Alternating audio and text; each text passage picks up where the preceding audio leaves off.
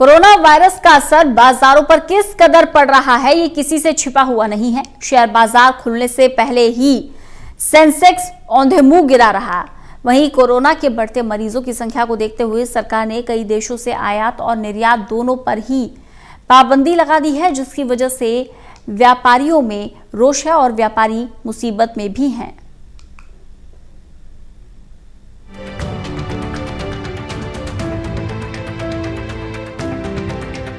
Corona virus का डर लोगों में किस कदर छाया हुआ है, इसका असर व्यापारियों के उस सेमिनार में दिखाई दिया जिसमें अलग अलग इंडस्ट्री के व्यापारी अपनी बात रखने पहुंचे थे।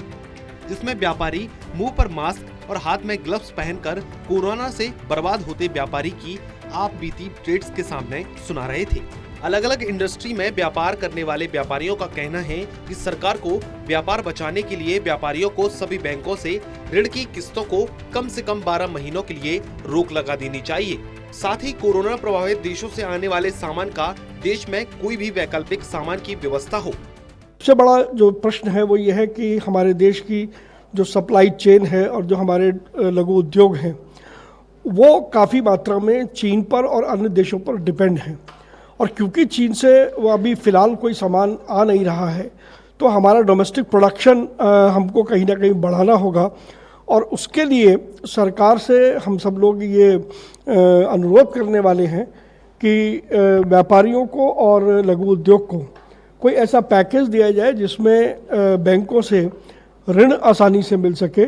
जो EMI वगैरह जो है उनको थोड़ा सा एक्सटेंड किया जाए। जो लोन का जो स्ट्रक्चर है उसमें थोड़ा सा रिलैक्सेशन दिया जाना चाहिए। कोरोना की वजह से भारतीय उद्योग जगत तनाव में है।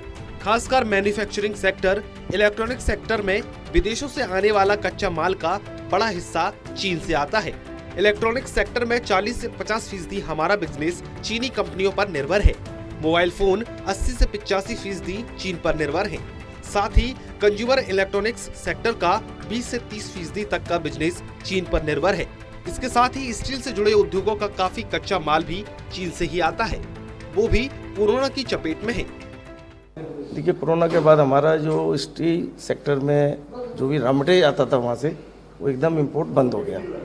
उससे एकदम जब इंपोर्ट बंद हो गया तो डेफिनेटली प्राइसेस का भी बहुत इफेक्ट हो जाता है।